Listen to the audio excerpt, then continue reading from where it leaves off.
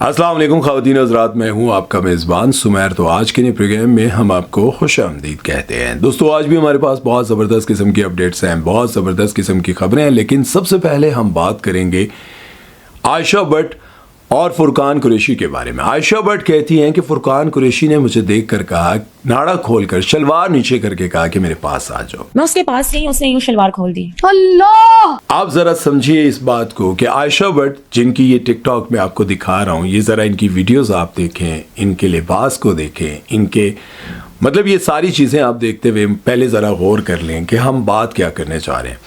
बात ये करने जा रहे हैं कि आयशा भट्ट एक टिकटॉकर हैं। पहले मैंने यकीन करें कभी इनकी वीडियो नहीं देखी थी, लेकिन जब मुझे किसी ने भेजा कि ये कंट्रोवर्सी चल रही है, ज़रा आप इस पर बात करें, देखें, तो मुझे ये बात समझ में आई कि यार पहले तो आप देखें आयशा भट्ट के अभी जिस तरह से लिबास पहनकर वो वीडियोस बना रही हैं, और दूसरी तरफ फुरकान कुरैशी के बारे में जब वो ये बात कहती हैं कि उन्होंने मुझे कहा कि अच्छा, एक और आपको बात बताऊँ, जब उन्होंने नाम लिया एक पॉडकास्ट में कि भाई इस तरह से जब वो मुझे कह रहा था अपनी शलवार का नाड़ा खोल के कि तुम मेरे पास आ जाओ, तो मैं तुम्हें कैरेक्टर दूंगा, मैं तुम्हें काम करवाऊंगा, तुम्हें एक्टिंग करवाऊंगा। आयशा भट्ट कहती है कि मैं कराची जाती हूँ, कराची जाने के बाद एक प्रोडक्शन हाउस में जाती हूँ, वहाँ पर मुझे ये बंदा मिलता है इस्लामी।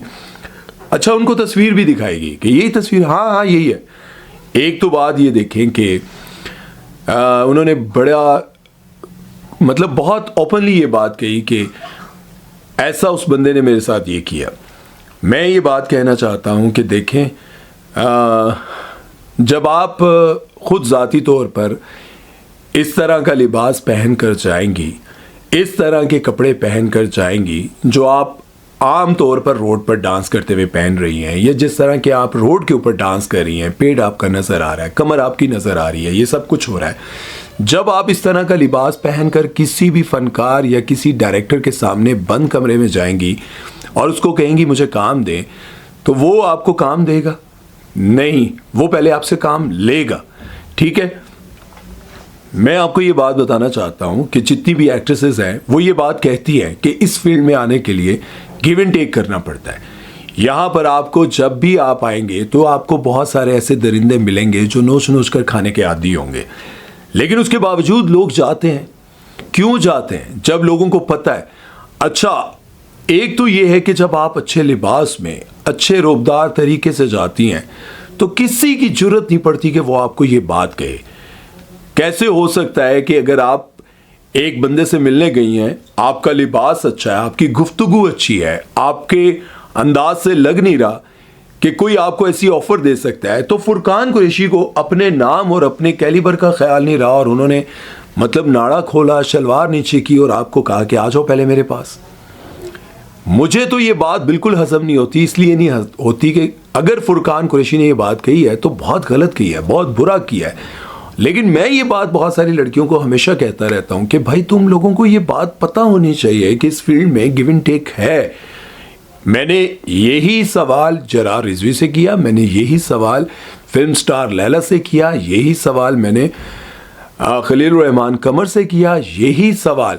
अब इन सारों के जवाबात आपको इन मेरे मेन चैनल पर अगर आप देखें, उसमें पॉडकास्ट में जाकर आप देखें, तो मैंने सबसे ये सवालात किए। इवन कि मैंने राइटर मिसबा नौशीन से भी ये सवाल किए कि आप बहुत खूबसूरत हैं, आपकी पर्सनैलिटी बड़ी खूबसूरत है, क्या आपको भी ऐसी ऑफर्स दी जाती है गिव एंड टेक की? तो उन्होंने कहा होता होगा, लेकिन हमारे यहाँ हमारा काम तो ये है कि हम ऑनलाइन भेज देते हैं, वो पढ़ते हैं, ओके करते हैं, ऑनलाइन पैसे आ जाते हैं, हमारी कोई मीटिंग्स होती नहीं है और मुझे अपने खूबसूरत चेहरे से कभी ऐसा कोई फ़ायदा हुआ नहीं। तो आप अंदाज़ा लगाएं कि जब आप खुद ये जानते हुए कि इस फील्ड में ये सब कुछ है तो आप क्यों आते हैं? सबसे पहले तो मैं ये सवाल करता हूँ, क्यों आते हैं? और किसी को इतनी जुर्रत कैसे पड़ती है कि कोई आपको देखते ही, मिलते ही ये कह दे शलवार उतार दे? कैसे हो सकता है? आप मुझे ये बताएं कि आप जितने मर्जी दलेर हों, जितने मर्जी ठरकी हों, जितने मर्जी बेगैरत हों, बेशर्म हों, मुझे ये बताएं कि आप किसी भी लड़की को देखते ही ये बात कह सकते हैं? वो आपके पास आई, आपने काम मांगा और पहले ही मुलाकात में वो ऐसे कर दे, शलवार उतार के बैठ जाए? मुझे ज़रा समझाएं इस बात को, मेरी तो समझ से बाहर है ये बात। ठीक है, आप एक बार मिली होंगी, 2 बार मिली होंगी, 3 बार मिली होंगी, 5 बार, पहली बार मिलने पर कोई कैसे कह सकता है यार, जितना मर्जी गिरा हुआ इंसान हो, जितना मर्जी ठरकी हो, और वो बंदा स्टार भी हो, बहुत सारे बड़े ड्रामों में भी काम कर चुका, वो ये बात कह सकता है। और अगर कही है तो मैं ये समझता हूँ उनसे गिरा हुआ इंसान कोई नहीं। मैंने उनको फ़ोन करने की कोशिश की, मैंने उनसे रब्ता करने की कोशिश की, मैंने उनको फ़ोन किया, मैसेजेस किए, शायद वो कहीं रिकॉर्डिंग पर है, मेरा फ़ोन उठा नहीं रहे थे। लेकिन मैं इस बात पर यही कहूँगा कि ऐसा मुमकिन नहीं है, ऐसा मुमकिन नहीं है। होता है, इसमें बहुत ज़्यादा है, लेकिन ऐसा नहीं हो सकता कि आप पहली बार किसी को मिलें और फ़ौरन वो आपको कहे कि ये मैंने शलवार उतार दी और मेरा ये काम कर दो। खैर, इस बारे में अब आप लोगों की क्या राय है? एक तरफ आप आयशा भट्ट की वीडियोस देखें और उसके साथ फिर इस राय जो उन्होंने बयान दिया, इस पर आप लोगों की क्या राय है? कमेंट सेक्शन में ज़रूर बताइएगा। खैर, चलते हैं नेक्स्ट खबर की तरफ और बात करते हैं जी निदा यासिर के बारे में। तो निदा यासिर को इंतहा का ट्रोल किया जा रहा है, इंतहा का बुरा भला कहा जा रहा है। पता नहीं क्या हो गया यार। एक बंदी, मैं ये समझता हूँ कि वो डिसेंट है, सोबर है, लेकिन उनकी हर एक चीज़ को मतलब पॉइंट आउट किया जाता है और पता नहीं कौन लोग हैं जो उनके पीछे पड़े हुए हैं और कौन लोग हैं जो उनको हर वक्त ट्रोल करने की कोशिश करते हैं। वैसे तो मैं उनके प्रोग्राम के हवाले से बहुत सारी हमेशा ऐसी बातें करता रहता हूँ, उनके खिलाफ भी करता हूँ, लेकिन यहाँ पर मुझे लगता है कि कुछ हद से ज़्यादा ही हो रहा है। एक बार उन्होंने अपने बाल जो हैं वो कर्ली करवाए, उसको लेकर उन पर तनकीद करना शुरू कर दी, इतनी तनकीद की। फिर उसके बाद उन्होंने एक बात कही कि यार ये जो आते हैं रोज़ाना डिलीवरी वाले आते हैं तो ये जो है बकाया नहीं देते, कहते चेंज नहीं है। अब जाहिर है कि जब आप 2000 देते हैं और आपके 1700 बन रहे हैं तो आपको हर बार ऐसा सुनने को मिले, आप अपनी मर्ज़ी से किसी को 100 दें 50 दें, वो अपनी मर्ज़ी, लेकिन हर बार कोई ये कहे कि मेरे पास चेंज नहीं है तो दूसरा बंदा तंग होता है। इस पर जब उन्होंने बात की तो मुझे यूँ लगा कि दे देने चाहिए, लेकिन ये भी है कि लोग जो हैं वो बार बार ये कहते हैं कि मेरे पास चेंज नहीं है, वो पैसे रखने की कोशिश भी करते हैं। ठीक है, ये भी गलत है, क्योंकि जब आपके पास चेंज है और आप दे नहीं रहे तो ये भी चोरी है। ठीक है, और अगर आपके पास चेंज नहीं है तो आप जाहिर है आप अपनी भी चेंज खुद रखें। खैर, इस पर भी बहुत बड़ी कंट्रोवर्सी बनी। उसके बाद जब इन्होंने बाल कर्ल करवाए, कर्ल करवाने के बाद उन करली बालों को पता नहीं क्या कहते हैं, बहरहाल करली जब उन्होंने करवाया, इंतहा को उन पर जो है ना वो कीचड़ उछाला गया। उन्होंने क्या किया कि वो लाइबा खान की शादी पर गई तो उन्होंने एक्सटेंशन लगा दी, विग लगा दी। अब उसको लेकर फिर शुरू हो गए कि इनकी विग ना गिर जाए, ये कहीं विग उतर ना जाए, कोई पता नहीं क्या, कुछ नहीं कहा उनको यार। अच्छा, उसके बाद जब वो कहीं मार्केट में नज़र आ गई शॉपिंग करते हुए, कोई कपड़े खरीदते हुए, ये देखो भाई, कहती हैं कि मैं तो डिज़ाइनर पहनती हूँ, मैं फ़लाँ करती हूँ, ये देखो कराची की नॉर्मल मार्केट्स में फिर रही हैं, ये इस तरह के कपड़े ख़रीदती हैं, हज़ारों के ख़रीदती हैं, लाखों के बताती हैं, फ़लाँ करती हैं, ये करती हैं। उफ़ अल्लाह, मैं कहता हूँ यार इस बंदी के पीछे इस कदर ये लोग पड़ गए हैं। और ये वो वाहिद मॉर्निंग शो रह गया जो जब से चला तब से चल रहा है, और मुझे लगता है कि लोग चाहते हैं कि किसी न किसी तरह से इसका मॉर्निंग शो बंद करवाएं। भाई उस बंदी का रोज़गार लगा हुआ है, तुम लोगों को प्रॉब्लम क्या है यार? एक तरफ मुझे समझ नहीं आती, एक तरफ आप लोग यूट्यूबर से तंग हैं, भाई फैमिलियां दिखाते हैं, दूसरी तरफ आप लोग ये नहीं देखते कि बहुत सारे लोग बहुत कुछ दिखाते हैं, उनके पीछे नहीं आप लोग पड़ते। फिल्मों में गंदे से गंदा सीन आ जाता है, डायरेक्टर अपनी बीवी से वो सीन करवा लेता है, उसके पीछे नहीं पड़ते, आप पड़ जाते हैं जी यूट्यूबर्स। ये जो फैमिलियां दिखाते हैं, भाई उनकी फैमिलियां बारिश में गंदे सीन नहीं करती, लेकिन उसके बावजूद आप लोग उनके पीछे पड़े हुए। एक्टर मियाँ बीवी होंगे, रोमांटिक सीन भी चल रहा होगा, गंदे कपड़े भी होंगे और वो जो बारिश वाले सीन भी हो जाएंगे, सब कुछ हो जाएगा, उनके पीछे कोई नहीं पड़ेगा। यूट्यूबर इसी तरह आप जो है ना वो अब निदा यासिर के पीछे कोई एक अलग से कोई टोला है जो पड़ गया है, मुझे लगता है, जो चाहता है कि निदा यासिर का किसी ना किसी तरह से शो बंद करवाया जाए, कोई ना कोई कंट्रोवर्सी। लेकिन एक बात याद रखें कि जब तक अल्लाह रिस्क देता है वो एक अलग बात है, रास्ता कौन सा है ये एक अलग बात है, मैं हमेशा ये बात कहता हूँ। लेकिन अल्लाह ने जिसको रिस्क देना है, सारी दुनिया मिलकर छीनना चाहे नहीं छीन सकती, और जिस दिन अल्लाह ने लेना है उस दिन सारी दुनिया के अमीर लोग मिल के देना चाहे नहीं दे सकते। इसलिए मैं निदा भाभी को यही कहूँगा कि तुसी टेंशन ना लो, बस तुसी कम कर दे रहो, कंट्रोवर्सी बढ़ती रहे तो तुहाडे ते और निखार आंदा रहेगा, तुसी लगे रहो। खैर, चलते हैं नेक्स्ट खबर की तरफ और बात करते हैं जी भारतीय बुजुर्ग अदाकार सनी देओल के बारे में।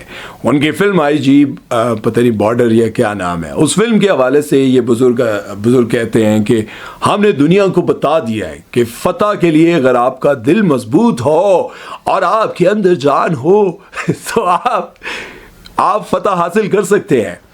और ये बुजुर्ग अदाकार जो है, इन्होंने बड़ी हिम्मत करके इस फिल्म में काम किया, क्योंकि बहुत सारे सीन्स ऐसे देखने को मिले जिसमें इनसे भागा नहीं जा रहा था, लेकिन दिखाया ये जा रहा था कि ये बहुत ज़बरदस्त कमांडो हैं और पाकिस्तान और दुनिया को फतह करने निकले हैं। पाकिस्तान के ख़िलाफ़ हम जो है वो एक जंग लड़े हैं।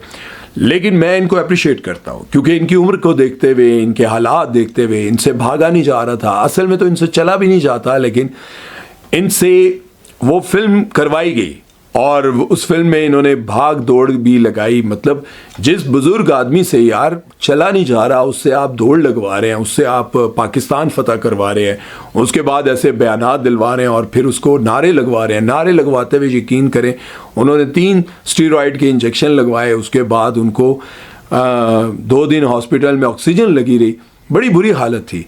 और जहां उनको दौड़ लगवाते हुए वीडियोस में देखा जा रहा है कि वो फिल्म की शूटिंग के दौरान दौड़ रहे हैं, तो यकीन जाने उनसे ज़्यादा तेज़ दौड़ जो है ना हमारे गली मोहल्ले के बाबों की है, ठीक है। लेकिन उनको देखकर मुझे तरस आ रहा था कि इस बुज़ुर्ग आदमी से इतना ज़्यादा काम करवाया जा रहा है, इतना ज़्यादा काम करवाया जा रहा है, और जिस बंदे की आवाज़ नहीं निकल रही उससे जो है ये वो पता नहीं कौन सा 2.5 किलो का हाथ है, और ये वाले डायलॉग्स, इसी तरह के डायलॉग्स उस फिल्म में बुलवाए गए। वो फिल्म फ्लॉप तरीन फिल्म है।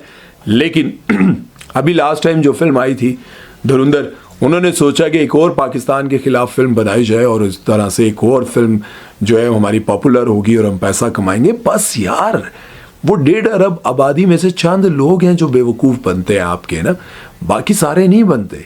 और इन बुज़ुर्गों को आराम करने दो यार। इन बुज़ुर्गों से आप लोग जो फिल्में बनवा रहे हो, ये जुल्म है, ज़्यादती है यार। मतलब जितने आपके बुज़ुर्ग हैं वो बेचारे, अब उनकी आराम की उम्र है, आप लोग उनको हीरो बना बना कर पेश करते हो। बेचारे कितना अरसा स्टीरॉयड के इंजेक्शंस लगवाएं यार, हद है यार। वैसे ये बहुत बड़ा जुल्म है, और मैं भारतीयों को, अपने देखने वालों को, प्यारों को ये बात कहता हूँ कि यार आप इसके खिलाफ आवाज़ उठाएं कि ये जितने बुज़ुर्ग हैं इनको आराम का टाइम है और इनको पाकिस्तान के ख़िलाफ़ मूवीज़ बनवाने में लगाया हुआ है। यकीन करें, इनकी हालतें देखें, और इनकी जो अब हमारा आप देख लें, हुमायूं से ही देख लें, वो बिल्कुल फिट लड़का लगता है और भागता है, दौड़ता है, सही बिल्कुल। आप अपने सलमान भाई को देख लें, सलमान भाई से ढंग से चला नहीं जा रहा, बेचारा ऐसे होकर चलता है मुश्किल से, पेट, और सुनने में आता है उनको हर वक्त कब्ज़ रहती है, यूं हुए रहते हैं यार। ऊपर से आपने ये बुज़ुर्ग साहब जो है हमारे दादाजी के उम्र के हैं, सनी देओल साहब, इनसे आपने बॉर्डर करवा दी और इनको हीरो दिखा दिया। यार आप लोगों के पास कोई नया लड़का नहीं है, जुल्म कर रहे हो यार। नए लड़कों को चांस दो, चलो वो आकर कहेंगे मैं कमांडो हूँ, मैं फलां हूँ, ढिमकान हूँ। उधर से आपने अक्षय खन्ना को दिखा दिया धुरंधर में, यार हद होगी है। यकीन करो, इनके साथ के बाबे तो आप पता नहीं उनकी हड्डियां भी गल गई होंगी। तुसी केड़े टीके लवा लवा के इन्होंने जिंदा रखा और हले तक तो इन्होंने को फिल्मां करांदे हो यार। मुझे बड़ा अफसोस है। बहरहाल इस बारे में आप लोगों की क्या राय है कमेंट सेक्शन में ज़रूर बताइएगा, और अपना बहुत सारा ख्याल रखिएगा, दुआ में याद रखिएगा। ये 2.5 किलो का हाथ है और नहीं छटा गया है।